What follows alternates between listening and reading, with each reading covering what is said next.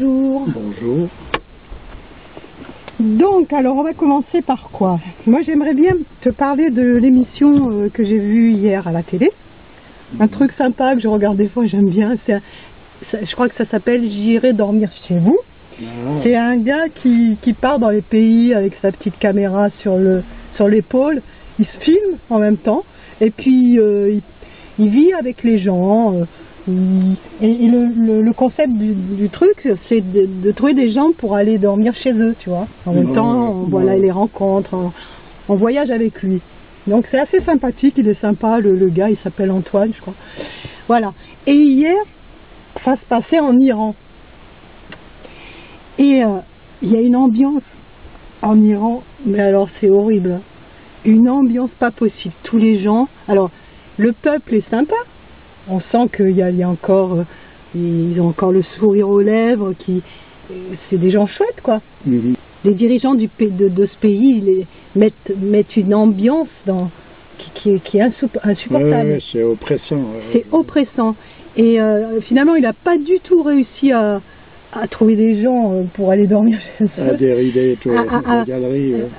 À part le dernier jour, bon, il est tombé sur deux jeunes sympas. Mais voilà, les gens sont craintifs, ils osent pas, ils veulent pas. Et je me disais que c'est un peu comme ça dans la plupart des pays arabes, enfin, en tout cas ceux que je connais. Et c'est bien dommage parce que, tu vois, originellement, les Arabes sont quand même réputés pour leur générosité, leur sens de l'accueil, leur hospitalité, etc.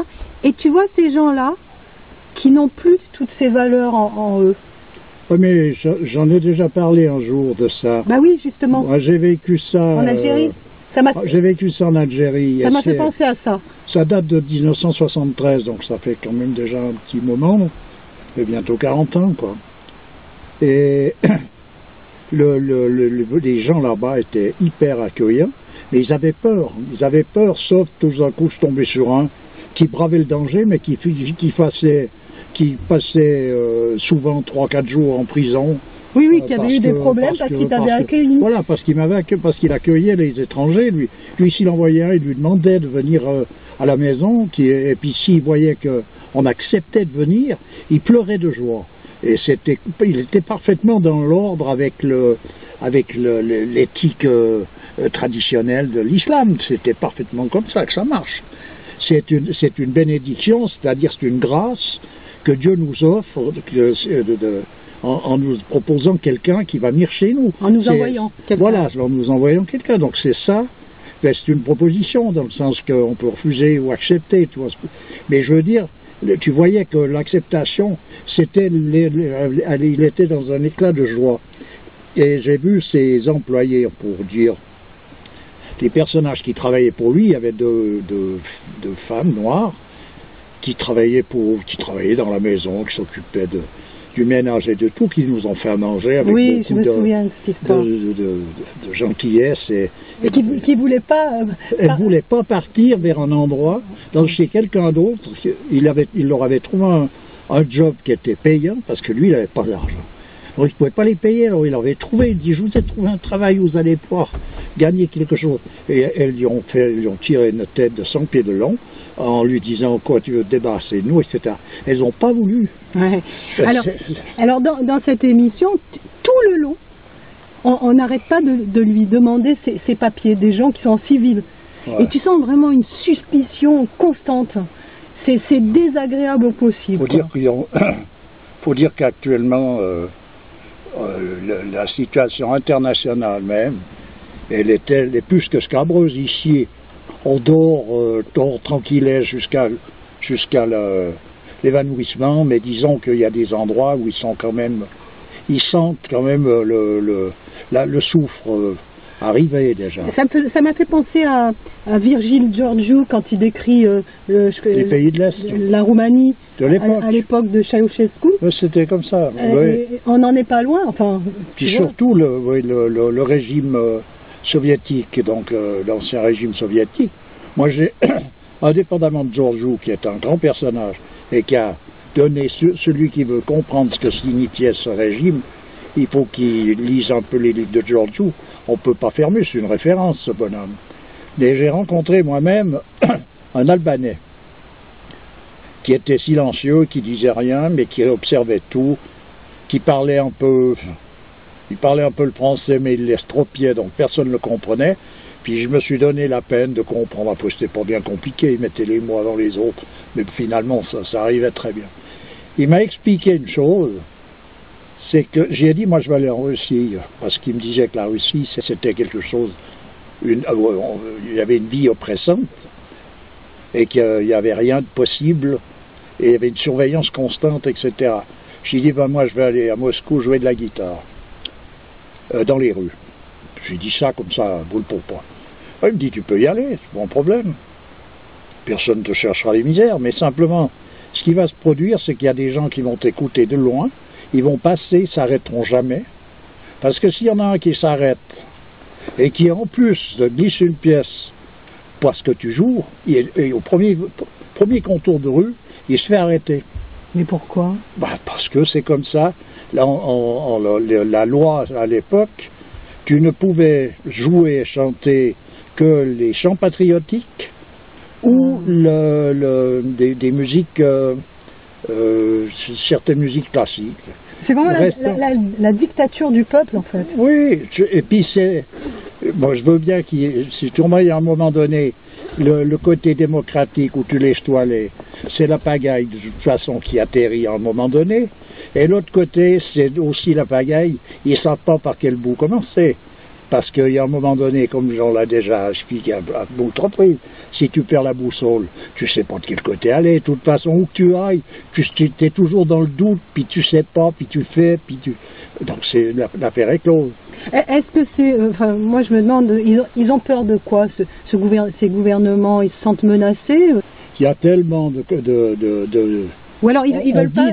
dans une contorsion perpétuelle, c'est terrible actuellement, il faut bien comprendre.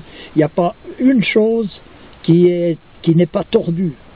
En fait, ils ont peut-être peur qu'un regard extérieur, les juges, ils savent très bien que ça ne va pas la manière dont ils gouvernent, et ils ne veulent pas que l'Occident voit ça. Mais en même temps, ils conditionnent aussi la population. Ça va dans l'ordre du nouvel ordre mondial, on pourrait dire. C'est-à-dire que, par exemple, les personnages, comme je dis, j'ai vécu là en Algérie, que j'ai pu voir rencontrer, ils sont oppressés par un gouvernement, par la milice de là-bas. Ils sont oppressés dans le sens que ce qu'ils n'ont surtout pas droit, c'est d'être de bonne composition avec les étrangers. C'est ça qu'ils n'avaient pas le droit. Ils auraient pu s'ils t'avaient donné un coup de bâton en passant, on leur aurait peut-être pardonné. Mais s'ils t'ont invité à manger, c'est impardonnable. Donc, on va toujours dans le même sens, c'est-à-dire qu'on lutte contre tous les préceptes traditionnels de manière à démolir ce qui reste de la religion, de l'islam en tant que tel, pour mettre à la place un islam bidon, un islam de supermarché, qui lui, on a bien vu ce que ça pouvait donner, quoi. Et même quand dans certains pays, tu vois, comme l'exception du Maroc, on bichonne le touriste, c'est pas pour des bonnes raisons non plus. Bien sûr que non. Puisque c'est bien sûr que non. Il faut que ça soit au service de la déchéance. Et bon, c'est pas compliqué. À un moment donné, si le diable a pris le pouvoir, tout le monde doit être à son service et agir selon sa bonne volonté à lui. Donc sa bonne volonté, c'est une mauvaise volonté par principe, et il fait exactement tout à l'envers de ce qu'il faudrait faire pour que l'homme puisse vivre dans des conditions normales. Il faut qu'il reste dans l'ignorance la plus totale de ce que peut représenter sa propre réalité, de manière à pouvoir la servir au-delà de toute limite, et puis avec encore l'assentiment de tout son entourage. À un moment donné, tu te fais vendre, on va se faire vendre par nos enfants et nos parents, on peut dire, tu comprends? C'est à cela qu'ils veulent arriver. Alors, et qu'ils y sont déjà arrivés, c'est pour autant. Justement, en parlant de se faire vendre par ses enfants, etc., j'ai vu dernièrement une étude qui avait été faite sur les jeux vidéo, comme quoi ils ont scientifiquement prouvé que le jeu vidéo emmenait à la violence. Et que la violence, c'était comme un cumul qui se surajoutait chaque jour un peu plus. Ouais. Plus tu étais devant ton jeu de vidéo, plus tu engrammais cette violence en toi. Ouais. Et donc, scientifiquement, maintenant qu'ils l'ont prouvé, on verra quel impact. Mais il ne se passe rien, il n'y a aucun impact. Ben non. De toute façon, il y a longtemps qu'ils l'ont exprimé, il y a longtemps que ça a été expliqué de A jusqu'à Z, et c'est d'ailleurs en plus de ça, dans bon sens d'elle, qu'il n'y a même pas besoin on n'a pas besoin de scientifiques pour prouver ça, mais enfin, mettons qu'ils mettent leur grain de sel, ils arrivent au même résultat. Mais ça ne changera rien. Ça continue comme avant. Bon, il n'y a qu'à voir les OGM, on est en plein pétard. Le gaz de schiste, il paraît qu'il y en a 60 qui vont être exploités en France. En France même, je crois que c'est dans la région, enfin je ne sais même plus. Mais bien sûr. En tout cas, c'est 62 trop, de toute manière. Tu peux rouspéter tout ce que tu veux. Ouais. Quand à un moment donné, tu sais, je veux dire, quand tu as donné le gouvernail à suivant qui, eh ben, c'est lui qui tient le manche, c'est tout. Tu peux faire comment? Alors, c'est marrant parce que d'un côté, il y a des organismes, soi-disant, qui font des actions pour l'écologie et tout, des organismes d'État. Ouais. Et puis d'un autre côté, on continue à polluer, enfin les gros pollueurs continuent à polluer. Donc il y a une prise de conscience qui veut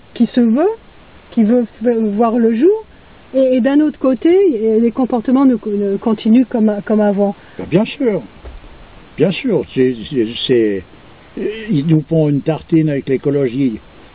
Si on regarde les choses, l'écologie, les produits bio, tout ça, tout est bien. Oui, c'est un filon, un nouveau filon. Voilà, mais ils en ont fait un nouveau filon, tout est bien dans le sens que ça serait normalement. Ça voudrait dire qu'on se réveille, puis on dit, attends, qu'est-ce qu'on est venu s'empêtrer dans toute cette production qui est en train de nous assassiner? On se suicide avec tout ça. Alors on renverse la vapeur. Alors ils veulent faire des villes du futur. Alors faut voir ces villes du futur.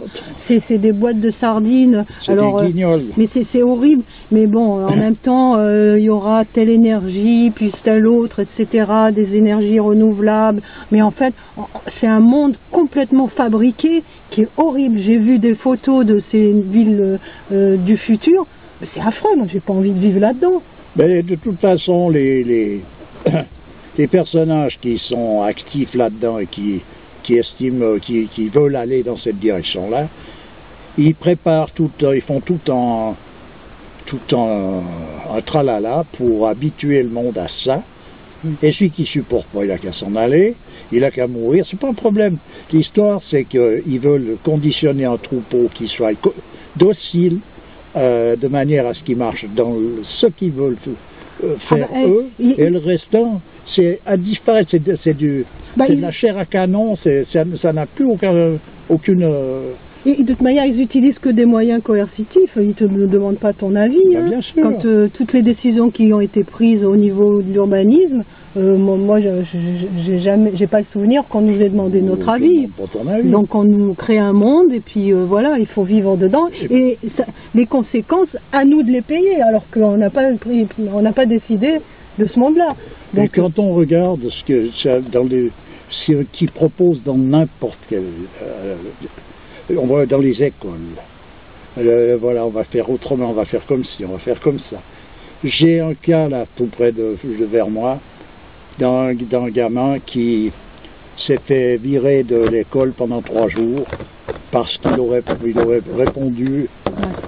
Puis encore, c'était un truc litigieux dans le sens que apparemment l'instituteur a dû mal comprendre. Et parce que c'est pas le style de cet enfant de répondre de cette manière-là. Qu'est-ce qui s'est passé en fait? Ils ont chahuté à plusieurs enfants, et à un moment donné, l'instit, il a mis le roulard, et puis il a dû comprendre qu'on lui a dit quelque chose je sais plus ce que c'est d'ailleurs les termes, peu importe. Mais toujours est-il que c'est pour dire le résultat de l'histoire, c'est qu'il donne en somme, il donne 3 jours de congé à ce gamin pour le punir. Donc le punir, tu punis les parents. 3 jours d'exclusion, un congé, c'est trop bien. tu punis les parents parce qu'ils se donnent de la peine pour essayer de le motiver. Parce qu'actuellement... pendant 3 jours, les parents, ils sont obligés de trouver des solutions. C'est des gens qui veulent, j'imagine. C'est pas ces 3 jours-là. C'est que pour motiver actuellement des jeunes gens, pour les faire faire quelque chose d'un peu valable, là il apprend un métier, donc ça a une certaine valeur, il faut qu'il s'applique. Pour motiver actuellement, au point où ils en sont avec leur musique de fou, leur jeu de dingo, c'est l'asile d'aliénés systématiquement en piste. Pour les motiver, il faut ramer. Après, ils sont motivés pour faire les imbéciles, ça va toujours assez bien. Mais faire quelque chose de bien, c'est difficile. Donc, tu as de la peine à les motiver. Et là, l'instit, il comprend mal quelque chose. La seule chose qu'il trouve à faire, c'est de le retirer de ses cours pendant 3 jours. Les 3 jours, justement, où il aime bien y aller parce qu'il y a quelque chose de pratique à faire. D'un point de vue pédagogique, c'est nul. Ça c'est tellement bête. Quand tu penses, comme j'ai déjà dit, que dans l'Inde traditionnelle, quand autour d'un instituteur, tous les enfants avaient la liberté totale dans leur comportement, mais que s'il y en avait un qui avait une erreur de comportement, on punissait le professeur. On n'est plus dans la même histoire, là. Là, on a affaire à un personnage qui est tout simplement susceptible, parce que je peux comprendre qu'il peut y avoir des cas où c'est effectivement, on ne peut pas laisser passer ça. Mais je veux dire, là, c'est une susceptibilité déplacée qui fait que tu mets en marche toute une histoire, et puis comme ça, c'est normal. Il faut accepter ça, aussi bien en tant que parent, en tant qu'élève, en tant que n'importe quoi. Alors bon, faut arrêter. Comme il y a eu des abus aussi du côté des élèves, il y a eu dernièrement quand même pas mal de professeurs qui se sont fait fracasser, etc. Je pense que là, peut-être que le professeur, il y a la vapeur qui est en train de se renverser, et que le professeur maintenant se sent dans son droit. Bon, je sais pas, je connais pas l'histoire. Donc tu me dis, ce que tu es en train de me dire là, c'est que c'est bête et méchant. Oui, c'est bête et méchant. Moi, je sais, j'ai mon fils qui était plein de vie constamment. Tu vois, c'est quelqu'un qui déborde d'énergie. Il a eu beaucoup de problèmes parce que on a toujours cru qu'il était, impertinent. Alors que lui, il réagissait avec sa spontanéité. Donc les professeurs ne supportent pas ça, parce qu'il faut rentrer dans un moule. Ils sont fatigués aussi. Donc voilà, donc j'ai eu pas mal de problèmes à cause de cela. Et c'est des histoires de susceptibilité, effectivement. D'ailleurs, on les comprend, ils sont fatigués. Il y a de quoi être fatigué quand tu es dans une atmosphère comme celle-là. Je suis bien d'accord. Simplement, ça veut dire que l'optique est faite de façon à ce que de toute façon tu arrives dans le mur. C'est pas possible. C'est pas une correction qui te ramène à un rayonnement, à des postures qui correspondent. Il faut déjà, quand on parle toujours de la raison d'être de l'homme, alors l'homme il est fait pour quoi? L'homme il est fait pour être le miroir de l'absolument réel. Voilà, c'est ce que dit M. Chuon. C'est-à-dire pour connaître l'absolu, à partir de la relativité. Donc ça veut dire qu'il est constamment en train d'être dans une forme de méditation, tout en étant dans le mouvement de l'action, pour pouvoir voir la réalité à travers cette action. Et la réalité foncière, la raison d'être des choses dans tout ce qui se passe autour de nous. On s'en occupe plus de ça. C'est fini. C'est fini, tu comprends? Qu'est-ce qu'il y a? Ça n'a plus aucun sens, tout ça. Donc, ça veut dire que c'est perdu. Tu vois, si tu connais l'absolu à partir de la vérité, c'est en vertu de nos possibilités divines, et c'est notre raison d'être. Sans cette raison d'être-là, on n'a aucune raison d'exister. L'homme n'a aucune raison d'être sur Terre et d'exister s'il n'est pas dans cette posture. Il faut comprendre ça. Alors, pour la science moderne, peut-être qu'on va nous parler de l'évolution de tout ce cirque. Ah oui. Bon, moi, ça, j'entends, à un moment donné, faut abandonner la partie avec ça si on veut comprendre quelque chose. Il n'y a rien qui est fait au hasard, il n'y a rien qui est dans la manifestation, quelque chose qui est là comme ça, mais qui n'a aucun sens, il n'y a rien. Et surtout pas l'homme. Donc l'homme, il a une raison d'être qui est d'une importance capitale, et on l'a mis dans un état d'ignorance de cette raison d'être. Sur le plan de la pratique des choses, il ne voit plus ce qu'il fait. Il ne voit plus la vie, ce qu'elle vaut. Et ce qu'elle est, ne serait-ce que ce qu'elle est actuellement. Alors, il commence à être dans l'obligation de voir certaines choses. Pourquoi? Parce qu'on arrive quand même dans une souffrance, on arrive dans des tiraillements, on sent bien qu'il n'y a pas, que la paix, elle est loin, loin, loin, tout là-bas.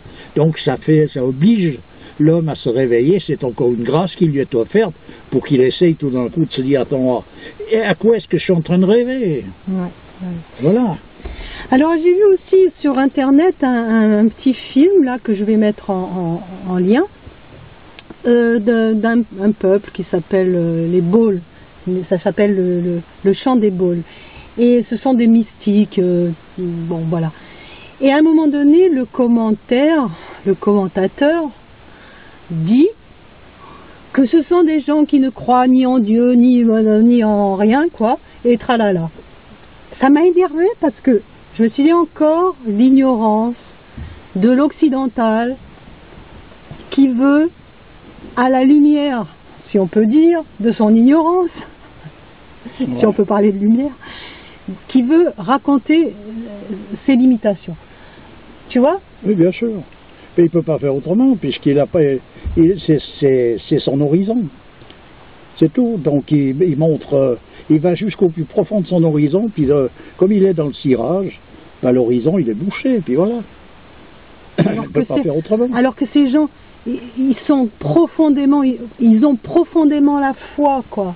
Mais ils ont non seulement la foi, mais souvent ils ont des connaissances qui échappent totalement au monde moderne, parce qu'occidental c'est encore un mot qui a été aussi galvaudé dans le mauvais sens. Oui, c'est vrai. On peut dire le monde moderne. Oui. Parce que le monde moderne, ça contient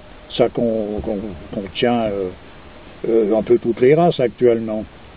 Mais c'est vrai que l'Occident a joué un rôle primordial. Et actuellement, disons que... Qu'est-ce qui reste de la religion? Il reste quoi? Des résidus, comme des dirait... Des résidus, voilà, c'est tout. C'est des résidus, c'est-à-dire il reste quelques superstitions, il faut pas, bref. Beaucoup de moralisme. Mais il n'y a pas grand-chose, de vaillant. Voilà. Donc, pour retrouver une posture là-dedans, c'est pas évident. Alors, c'est vrai que les peuples qui vivent encore d'une manière primitive, même s'ils ont un côté dégénéré par rapport à une civilisation brillante, quand je dis brillante, je ne parle pas de la nôtre, hein, attention, elle brille par son absence, c'est autre chose. Mais je veux dire, d'une grande civilisation, ça n'empêche pas que c'est des personnages qui sont encore beaucoup plus près du vrai, et qui sont en contact constant avec ce vrai, et qui le vivent, et ils sont constamment en symbiose avec la nature déjà, qui a des comment est-ce qu'on dit, dans la nature, il y a des nécessités qui sont là, qui sont présentes, auxquelles il faut faire face.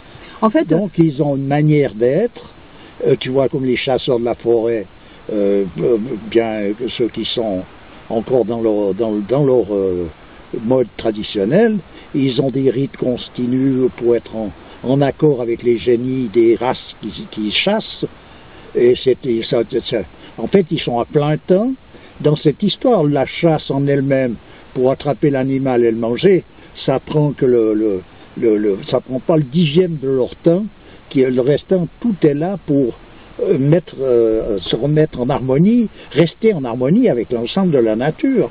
Et les animaux chassés n'ont pas peur de ces hommes. Cette croyance au génie, c'est ce qu'on appelle ici l'animisme. Oui.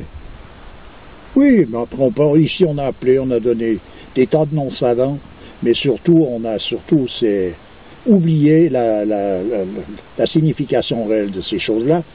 dans le sens pratique, c'est-à-dire dans le vécu. Ce qui n'est pas compris, sans doute, c'est que Dieu, il n'en parle même pas, parce que déjà, il est innommable. Le fait de le nommer, c'est déjà une dégénérescence. Ils le vivent. Ils sont en contact avec, ils n'ont pas besoin de le nommer. Voilà, et que donc le fait de ne pas le nommer... Ils le voient partout. Oui. Voilà, ils le voient partout, puis il est partout. On nous l'a bien signalé ici, qu'il était partout, et que si toi tu ne le vois pas, lui te voit, enfin bref, on te la chante dans tous les sens. Et puis au total, quelqu'un est tout seul dans un coin, il fait n'importe quelle saleté. Il n'y a qu'à voir sur le plan d'ailleurs, en plus de ça, des mouvements internationaux, le massacre des gens, des pauvres personnages qui sont pour rien dans les batailles, on les massacre comme des rats.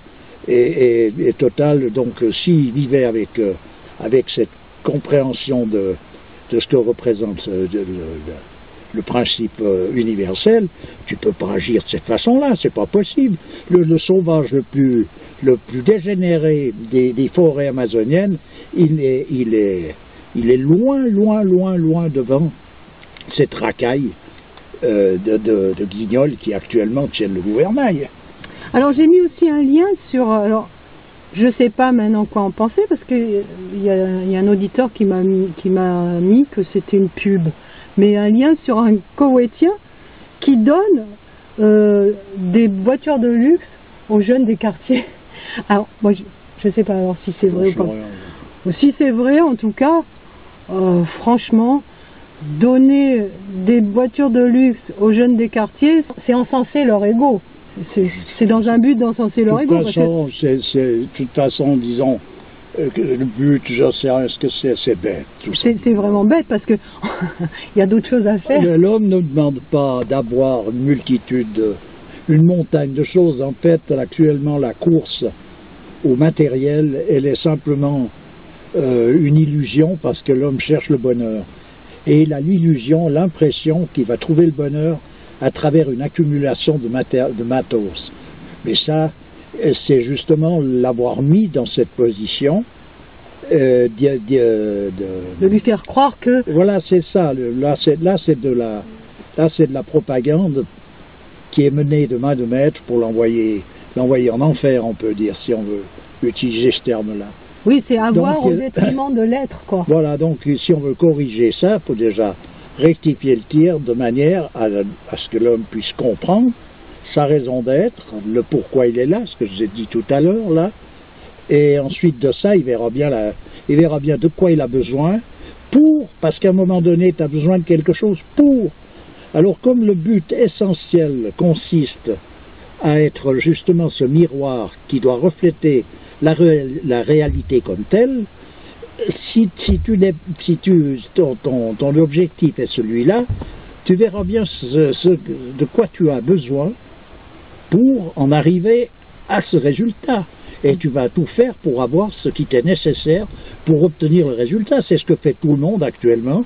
Tout le monde veut telle chose pour obtenir tel résultat. Simplement le résultat recherché est en leurre. Voilà, tu comprends, c'est là où ça se gâte. C'est là où la cause, quand on dit la cause défendue, prévaut sur la manière dont on la défend déjà.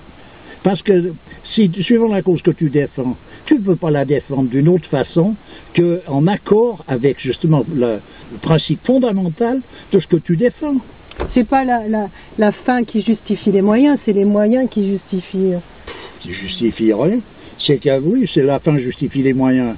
On peut le dire, que si on considère qu'actuellement le Dieu vénéré, c'est le fric, c'est le pouvoir, c'est tout un espèce d'amalgame de trucs qu'il faudrait éviter à tout prix, bien sûr que si on veut satisfaire à ces divinités ou à cette divinité, on peut d'ailleurs dire parce que là on est en plein dans le polythéisme bidon, c'est-à-dire que le pouvoir c'est quelque chose, l'argent, le ci veut de l'argent pour le pouvoir, après c'est un moyen, l'argent devient que là un moyen pour obtenir je ne sais quoi, etc. Bref, on est dans un capernaum. C'est pas des divinités, c'est des satanités, nouveau mot. Voilà, mais c'est ça, mais disons que si on voulait faire une correction, si une correction est possible, ça veut dire qu'il faut que l'homme puisse reprendre conscience de ces choses-là, de cette position qui s'est égarée. Parce qu'être égaré puis rechercher sa route, c'est une chose, mais être égaré puis continuer encore en plus dans l'égarement en pensant que c'est là qu'on va retrouver le but, alors là, ça veut dire comment on fait? Comment on fait? L'homme fait tout pour s'empêcher lui-même de pouvoir être en accord avec le principe universel. Être dans le vrai. Voilà. Il est bon de connaître la raison d'être de l'homme. Et on a un état de conscience qui nous permet de connaître la réalité totale. Puis connaître la réalité totale, ça veut dire la connaître totalement. Voilà. Et tu comme dit M. Chuon, tu crois qu'on peut connaître la réalité totale, l'absolu, quoi? Puisqu'un miroir, est-ce qu'il n'arrive pas à refléter tout ce qui lui amène ce reflet? Oui, mais tout ce qui lui amène ce reflet n'est peut-être pas le tout. Je veux dire, disons qu'en tout cas, le tout en question, il est présent dans l'homme, puisqu'il est sa raison d'être. Ça veut dire qu'il doit connaître de tout son être.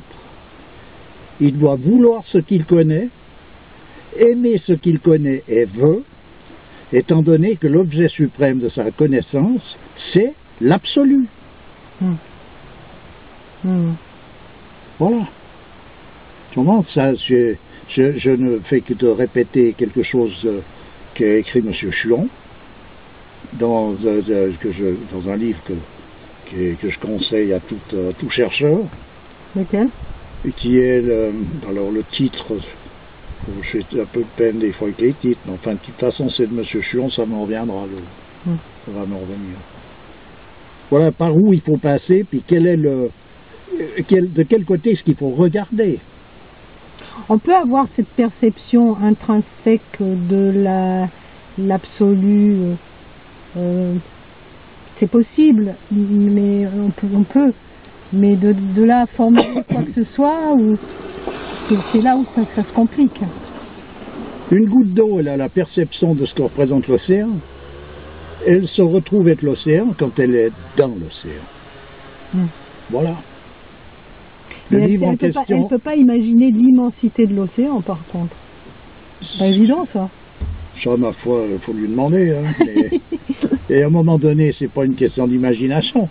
C'est qu'elle se trouve tout d'un coup dans l'océan. Et puis là, l'imagination, elle est dans la réalité des choses. Parce que on dit Dieu est grand. Effectivement, Dieu est grand. Quand tu vois cette immensité, même au niveau cosmique, c'est immense, etc. Mais ce qu'on voit là, c'est rien. C'est rien par rapport à ce que c'est, puisque de toute manière c'est infini. Alors ce concept de l'infini aussi, quelque chose qui ne s'arrête jamais. On t'imagine? Mais ça ne s'arrête pas, pourquoi? Parce que ça n'a jamais commencé. Il n'y a pas de début, donc il n'y a pas de fin. C'est de tout temps, de toute éternité. L'absolu n'est pas quelque chose de temporel. Il faut bien comprendre ça. C'est comme... Non, mais au niveau spatial, quelque chose qui ne s'arrête jamais. Mais ça n'est pas à considérer. On est dans l'obligation de vivre dans le temps et l'espace. C'est à travers cette position qu'on doit rechercher cet absolu qui, lui, est hors de toutes ces contingences. Et qui dans ces contingences, il y a des traces bien précises qui nous montrent cet absolu à travers ces contingences. Tu veux dire qu'il y a des modèles réduits qui sont représentatifs des archétypes, on peut dire? Tout est, en fait, quand il est dit dans un cadre traditionnel que Dieu est en tout, Dieu est tout, c'est simplement c'est qu'il n'y a pas quelque chose qui existe, qui n'a pas une raison d'être par rapport au principe universel. Ça n'existe pas, ça. Évidemment, quand tu vois l'homme physiquement, l'homme représente et le reflet, en fait, de cette création. Puis sans que parler de l'homme, un arbre, une fleur, une petite pousse d'herbe, elle est là, regarde, Et déjà, quand tu regardes ça, si tu sors du cadre scientifique, expérimental, rationnel, bon, tu prends un gland d'un chêne, tu vois, un chêne, un bel arbre, majestueux. Un gland, c'est tout petit, tu te promènes avec lui dans la poche, tu t'en vas, tu pars d'Europe, tu vas en Asie, aux États-Unis, tu le plantes dans une terre qui lui est appropriée, et il va pousser cet arbre-là, donc il a conservé en lui toute cette mémoire et tout son développement, il est inscrit dans cette graine, c'est inscrit toutes ses possibilités de développement, et il ne va pas devenir autre chose que ce qu'il est potentiellement. Oui. On est bien d'accord? Oui, oui. Bon ben voilà, donc c'est démonstratif ça. Ah bah oui. Le livre en question, c'est la transfiguration de l'homme. D'accord. Voilà. Ça donne une explication, des explications. On ne peut pas être plus clair que cet homme-là, comme M. Chuon, est un personnage d'une clarté éblouissante. Si on se donne la peine de s'en référer, il y a du chemin à faire. Là. En fait, une petite graine, c'est une bombe d'alchimie, quoi. C'est incroyable. Tu vois ce qu'elle contient en elle-même.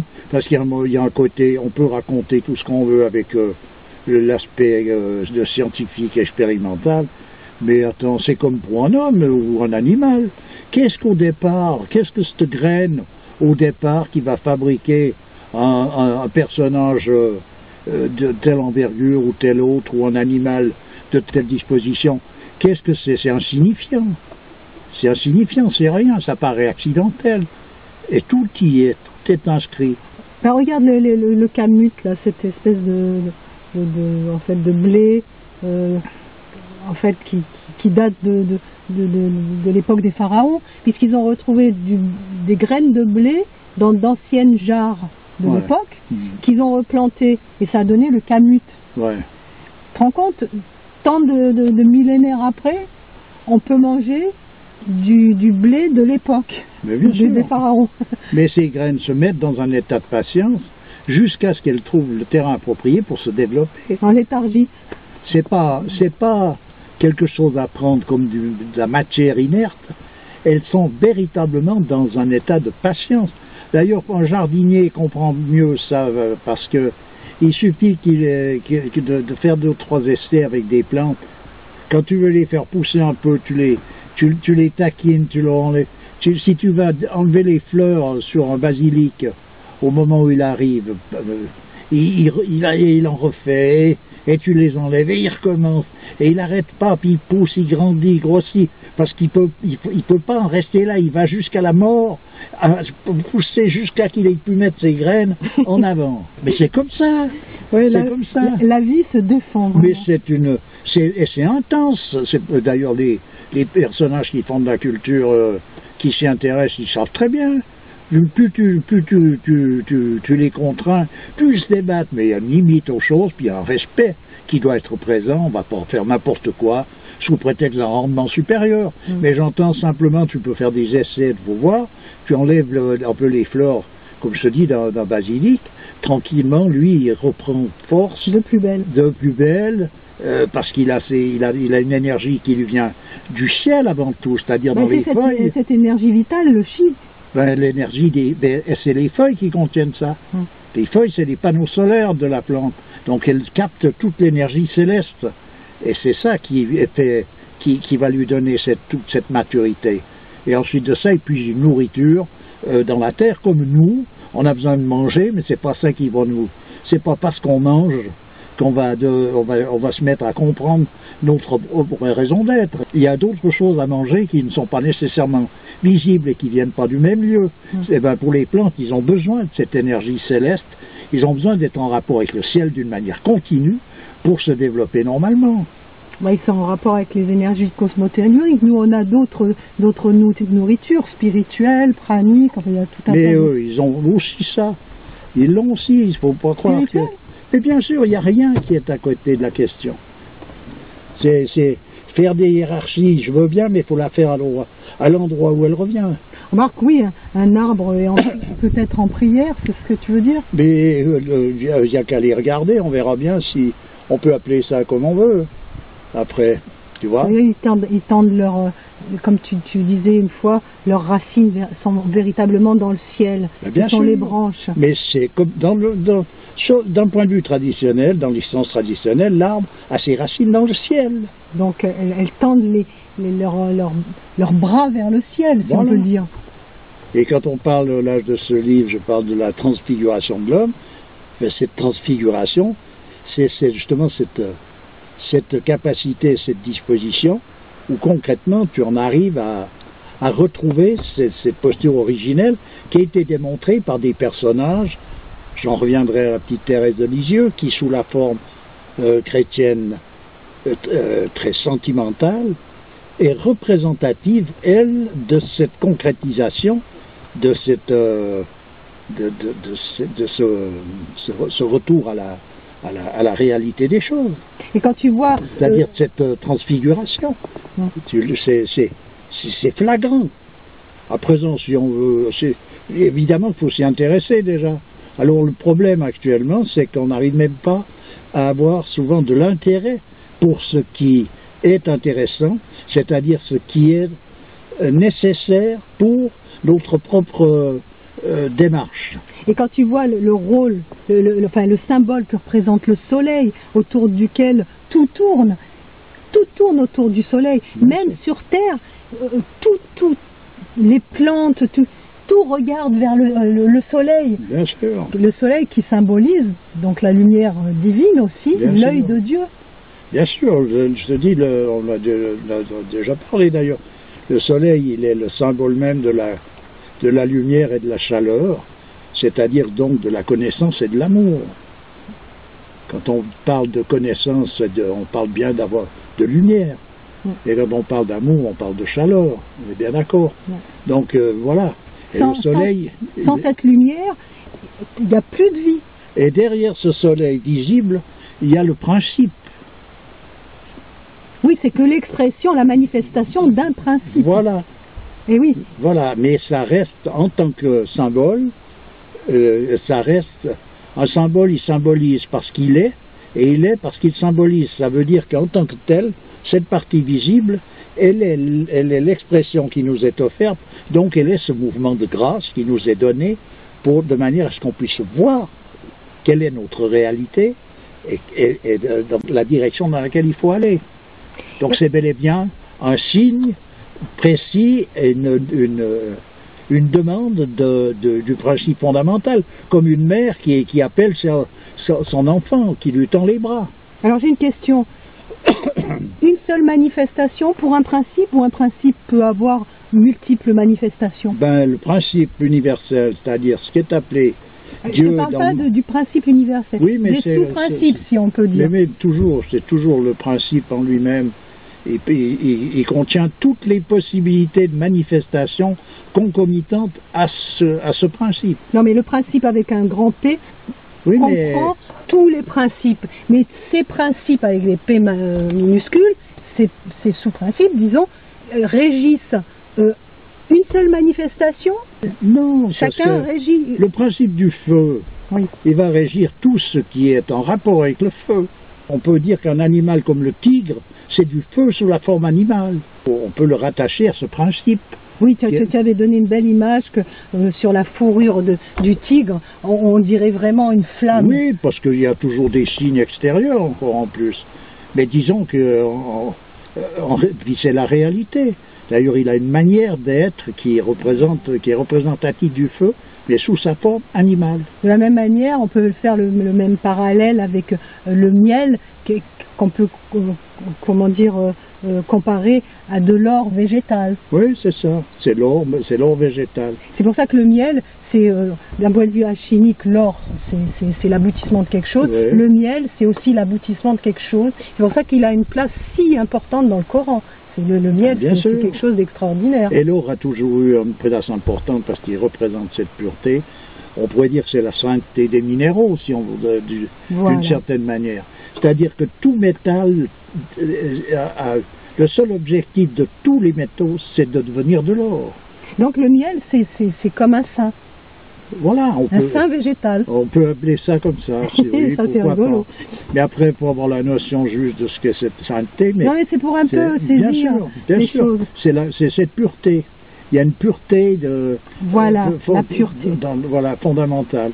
Et l'or, il est représentatif de cette pureté. De ses capacités, dans le sens qu'il est incorruptible, le diamant aussi. Oui, le diamant aussi. Le diamant aussi. Et pour dire, le seul objectif, et tu vois, il y a des métaux, ben, j'aime bien le cuivre. Et le cuivre, c'est bien exprimé dans le monde alchimique, dans le cadre de ce qu'est la chimie véritablement. Le cuivre, c'est un métal qui n'a de cesse que d'être de l'or, que de devenir de l'or. C'est sa seule volonté. Il y a une hiérarchie dans ces métaux. C'est-à-dire qu'il y a des métaux qui peuvent s'altérer et d'autres qui vont au contraire tendre vers la perfection. On ne peut pas rationaliser ces données alchimiques. Il faut ça alors pénétrer un peu cette science, essayer de comprendre le sens de tout ça, mais ça devient compliqué de nos jours. Parce qu'il faut déjà trouver quelqu'un qui est arrivé au but et qui peut donner des directions voulues pour que tout ça devienne cohérent. Autrement, on rentre dans des considérations que c'est un peu plus, on est vite dans les affabulations. Oui. En tout cas, tu avais donné une référence concernant l'alchimie, Nicolas Flamel. Oui, Nicolas Flamel, voilà un personnage. Et puis il y en a eu d'autres, il y a d'ailleurs Paracels. Oui, Paracels qui était un grand bonhomme. Disons, et puis les personnages de moindre importance sont actuellement beaucoup plus adulés. Hein. Je ne sais pas des personnages d'ailleurs qui n'ont rien, mais j'entends, il y a un personnage qui avait écrit sur les cathédrales là, qui est adulé comme alchimiste numéro 1 là, dans le monde occidental moderne, qui en réalité est quand même plus près des apprentis sorciers, quoi. Ah, d'accord. Voilà. Et dans cette tribu ancienne, là, il y a des gens qui sont alchimistes de manière innée. C'est-à-dire qu'on avait parlé une fois par rapport à ceux qui travaillent le fer là, en Afrique, comment on les appelle? Oui, les forgerons. Les forgerons, ce sont des alchimistes dans l'âme. Ben, à un moment donné, c'est des questions de vocation. Normalement, actuellement, on ne tient plus compte tellement de ça. Mais chaque homme a une vocation. Et il fut une époque où, quand ça tournait encore à peu près normalement, où c'était prioritaire, c'est-à-dire que il y avait des personnages qui voyaient ces vocations chez les jeunes enfants, et tout était fait pour les amener dans cette direction-là, c'est-à-dire que tu ne vas pas faire d'un personnage qui n'a pas le sens de la musique, un musicien, et puis etc. Donc, si une femme avait mis au monde un musicien, eh ben cet enfant depuis tout petit, il était au contact de musiciens, de la musique, c'était c'est sa voix. Voilà. De la même manière que telle plante va pousser dans tel milieu, exactement. Avec tel paramètre, pour comment dire, favoriser sa pousse. Et actuellement, tu veux dire que le mouvement n'est pas respecté. Et on s'occupe plus de ça, on s'occupe d'une rentabilité sur un autre plan, sur un autre mode, ce qui veut dire que n'importe qui fait n'importe quoi, mais rarement ce pourquoi il est fait. Regarde l'échec du système scolaire, c'est un petit peu ça, c'est de vouloir absolument de donner des métiers intellectuels à des gens qui sont plutôt faits pour faire des travaux manuels, etc. etc. On arrive à une saturation de gens qui ont été formés justement pour être derrière des bureaux et tout, alors qu'il ferait mieux de faire des travaux manuels, des métiers manuels. Ben, de toute manière, puis en plus de ça, quand tu parles d'intellectuel, c'est de nouveau, c'est quelque chose, c'est galvaudé. Ça n'a pas de valeur en soi. Ben non, parce que c'est pas intellectuel. Il n'y a pas d'intellectualité pure. Dans des hommes qui sont faits que pour l'intellectualité pure, c'est des contemplatifs. C'est des rares personnages qui sont effectivement, on pourrait dire au sommet de la hiérarchie, mais ils sont extrêmement rares. Mais c'est pas quelqu'un qui s'est rempli la tête de différentes combinaisons, puis qui est derrière un bureau ou un ordinateur, qui est un intellectuel, pas du tout. Oui, un intellectuel, c'est pas quelqu'un qui quantitativement est rempli d'informations. Mais ça n'a rien à voir, ça. Donc, celui qui est rempli d'informations ici et là, il faut qu'en même temps, il ait tout un aspect pratique qui l'oblige à rester dans une logique, c'est-à-dire dans le bon sens. Parce qu'on peut aiguiller des noix sur un bâton dans un dessin. Mais dans la pratique, si on les aiguille, elles tombent. Oui, oui. Dans le dessin, non, elles restent. Non, mais on peut aussi faire, avec les données qu'on a intégrées, réaliser tout un tas de choses d'une manière performante, mais être complètement à contresens de l'ordre des choses, on va dire. Oui, parce que c'est une performance qui est de nouveau d'ordre rationnel, et puis qui, si on regarde un peu plus loin, on s'aperçoit que cette performance, elle est justement, effectivement, un pas de plus en avant pour arriver dans le trou, quoi. Voilà, c'est ça. Ça, c'est... D'où le besoin, on en revient à ça, d'une autorité spirituelle pour guider. L'autorité spirituelle comme telle, c'était ça, c'est ça les révélations qui ont été faites c'est-à-dire toutes les traditions. Elles ont été l'expression même de cette autorité, et il y avait des personnages sur Terre qui représentaient cette autorité, parce que pour eux, ils étaient en rapport direct avec ces connaissances. C'est pas qu'ils allaient les chercher, ils étaient en direct, donc ils étaient cette connaissance, mais manifestée sous la forme humaine. Voilà ce que c'est que des références, voilà ce que c'est que cette autorité. Ensuite de ça, il y a d'autres personnages qui sont là pour appliquer des règles de société, qui détiennent un pouvoir sur les sujets représentant cette société, et ce pouvoir, comme il est régi par cette autorité, c'est que c'est un pouvoir qui doit aller tout le temps dans le sens de mettre les hommes de cette société dans la posture la meilleure pour qu'ils puissent être réceptifs à ce qu'ils ont besoin, à ce qu'il aurait nécessaire pour pouvoir justifier leur propre raison d'être. D'où la nécessité qu'il y ait une autorité spirituelle qui guide tous les représentants, tous les chefs, tous les gens qui ont une autorité sur Terre, quoi. Mmh. Que ce soit le sultan, le président, enfin le président, maintenant on parle de président. Nous on me lâche courir là. On ne peut pas prendre des comparaisons avec ce qu'il y a actuellement. Parce que le président, c'est une création du monde profane, mais par exemple les derniers rois, etc. Oui, mais les derniers rois, il n'y a plus que le mot. Avant qu'ils soient déchus. Oui, mais alors ça, il faut remonter assez loin. Oui. Dans le temps ou dans l'espace, mais on n'est pas, il n'y a pas de démonstration de ça, à ma connaissance, dans le monde actuel, disons. Voilà. Bon, à part ça, t'as d'autres infos? Oh, écoute, il y en a toujours plein, mais qu'est-ce que... on va pas... On attend la fin du monde, c'est bientôt, dis donc. Ouais. Le 21 décembre, c'est ça? Ah, ben je sais pas. Dans 2 mois. Je ne me rappelle pas les dates. J'oublie, je suis un peu d'oubli. Non, je crois que c'est le 21 décembre. On verra bien. Oui. De toute façon, on sera aux premières loges. Hein. Tu t'es réenrhumé. Bon, c'est-à-dire que moi, j'ai cette fragilité, et puis il faut que je fasse attention constamment. Quoi. Enfin, voilà. Ok. On a d'autres choses à dire? On a un peu de temps encore, tu vois. Ouais, bon, on est un peu dans les temps, ouais. Si t'as un dernier truc à dire. Non, il y en a tellement, tu comprends, mais de nouveau, quand tu regardes, il est intéressant de voir par rapport au monde traditionnel la position représentée par l'eau. L'eau. Ce que représente l'eau. Voilà, sur un plan traditionnel, symbolique. Il y a M. Burckhardt qui a écrit quelque chose là-dessus de très bon. Il y a eu d'autres personnages d'ailleurs. Mais c'est une merveille qui est difficile à décrire, que dans on pourra en parler pendant des années, c'est une merveille, voilà. C'est la purification comme telle. C'est la transmission de toutes les données.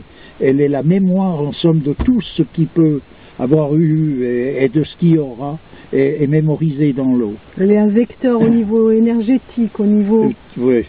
D'ailleurs, je te dis, il faut lire le livre de M. Bourcard concernant ça, concernant la valeur de l'eau, et il y a d'autres personnages. Elle a des pouvoirs de transformation pas possibles. C'est un vrai caméléon. Elle tire constamment tout dans la direction de la purification. Constamment. Voilà, donc c'est une merveille. Eh bien, qu'est-ce qu'on en a fait? Elle peut devenir vapeur, devenir glace, liquide. Elle a toutes les possibilités, cette eau. Puis partout où elle passe, elle lave les impuretés qui sont résiduelles, que ce soit dans l'air, que ce soit dans les cours d'eau, que ce soit dans la terre. Elle est tout le temps en train de remettre... elle fait le ménage d'une manière continue. Mais qu'est-ce qu'on a fait avec ça? On en contient. Voilà. Actuellement, la dernière rengaine avec l'eau, c'est la commercialisation de l'eau. C'est-à-dire que tu vends ton père et ta mère, quoi. Ouais. Tu comprends? C'est pas un souci. On vend père et mère, ouvertement. Donc, on vend l'eau. Ouais, l'eau n'est pas un droit acquis pour tout ce qui existe, alors que l'eau, elle est là pour tout ce qui est dans la création. C'est un don divin, quoi. Eh bien non, à présent, on a réussi. Il y a des gens qui ont mis le grappin dessus, comme sur la plupart des choses, tu vois, et qui en ont fait un bien commercialisable. Ben c'est comme ça, à présent. Et envers, et contre même les... Parce qu'il s'est passé, il y a eu un décret, je crois, des Nations Unies qui déterminait que l'eau était un bien appartenant à tout un chacun, donc on ne pouvait pas se l'accaparer pour des raisons commerciales, mais ça n'empêche pas que les mafieux continuent de le faire sans vergogne. Bah, quand tu vois les difficultés, quand tu as un jardin maintenant, tu peux même pas forer pour aller chercher de l'eau si tu as une veine d'eau qui passe sous ton terrain. Voilà. C'est toute une histoire maintenant. Et donc, et quand tu sais que plus de 80% de l'eau est utilisée par les industries, qui la salissent, bien sûr. Tu vois un peu les dérives qu'il y a. Il vient d'y avoir une réunion concernant justement. Il y a une rencontre spéciale sur la crise de l'eau qui a eu lieu récemment. Voilà, c'est jusqu'au 23-29 septembre. Où ça? Je ne sais pas exactement où ça s'est trouvé, mais c'était c'était une assemblée générale annuelle des Nations Unies, de l'ONU. Pour qu'est-ce qu'il en ressort? Ce qu'il en ressort, il en ressort que c'est cette mafia. Comment va s'organiser encore mieux la mafia pour nous? Voilà, c'est un groupe, je crois que c'est, je sais plus le nom, mais je crois que ça s'appelle IAC. IAC. Ouais, pour celui qui va aller voir sur Internet. Ok. C'est un groupe d'anciens chefs d'État, de gouvernement présidé par l'ex-ministre canadien, là. Je n'ai plus son nom. Ouais, bon. Alors, il confirme de nouveau que, en fait, la planète est confrontée à une crise de l'eau grandissante et que l'impact futur de la rareté de l'eau pourrait être dévastateur. Ça, il le confirme, on le sait depuis longtemps, mais il le confirme. Mais par contre, cette confirmation ne les amène pas à réviser leur manière d'être de façon à laisser la place à cette eau, à la place qui lui revient, et de ne pas l'handicaper et l'agresser d'une manière continue. Mais à créer de nouvelles taxes, probablement, que nous serons obligés de payer. Ça, c'est bien sûr. Bon, je crois qu'on va arrêter, parce que je ne sais pas, j'ai toujours pas calculé, mais ça doit bien faire une petite heure, là. Donc, à une prochaine fois. Bah oui, à n'importe quand. Ok. Sûr. Je te souhaite une bonne fin de journée. Pareillement, merci. À bientôt. À bientôt. Au revoir. Au revoir.